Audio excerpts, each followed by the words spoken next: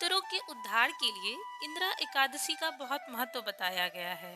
इस एकादशी का व्रत करने वाले मनुष्य की 7 पीढ़ियों तक के पितरों को मोक्ष की प्राप्ति होती है।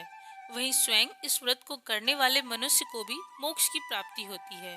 तो आइए जानते हैं इस वर्ष इंदिरा एकादशी कब है तथा इससे जुड़ी अन्य सभी जानकारियाँ।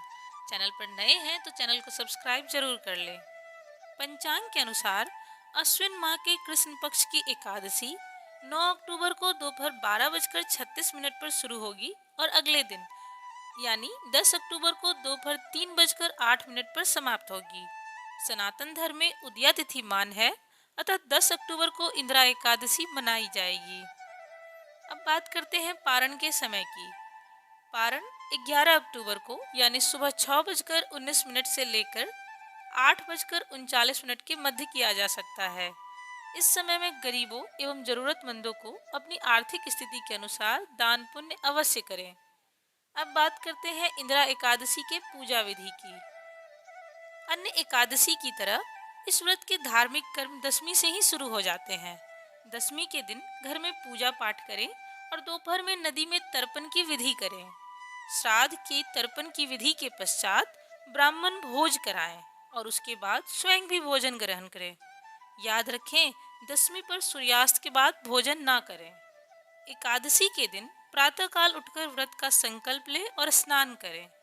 एकादशी पर पुनः श्राद्ध विधि करें एवं ब्राह्मणों को भोजन कराएं। इसके बाद गाय, कौए और कुत्ते को भी भोज्य पदार्थ दें। व्रत के अगले दिन यानी द्वादशी को पूजन के बाद ब्राह्मण को भोजन कराएं और दान दक्षिणा दें। इसके बाद परिवार के साथ मिलकर भोजन करें। आइए अब हम इंदिरा एकादशी से जुड़ी पौराणिक कथा को सुनते हैं। सतयुग के समय महिष्मती नगरी में इंद्रसेन नामक राजा राज्य करते थे। उनके माता पिता का स्वर्गवास हो चुका था। एक समय रात्रि में उन्हें स्वप्न में दिखाई दिया कि उनके माता पिता नरक में रहकर अपार कष्ट भोग रहे हैं। नींद खुलने पर अपने पितरों की दुर्दशा से राजा बहुत चिंतित हुए। उन्होंने सोचा कि किस प्रकार पितरों को यम यातना से मुक्त किया जाए। इस बात को लेकर उन्होंने विद्वान ब्राह्मणों और मंत्रियों को बुलाकर स्वप्न की बात कही। ब्राह्मणों ने कहा, हे राजन, यदि आप सौपत्नीक इंदिरा एकादशी का व्रत करें तो आपके पितरों की मुक्ति हो जाएगी।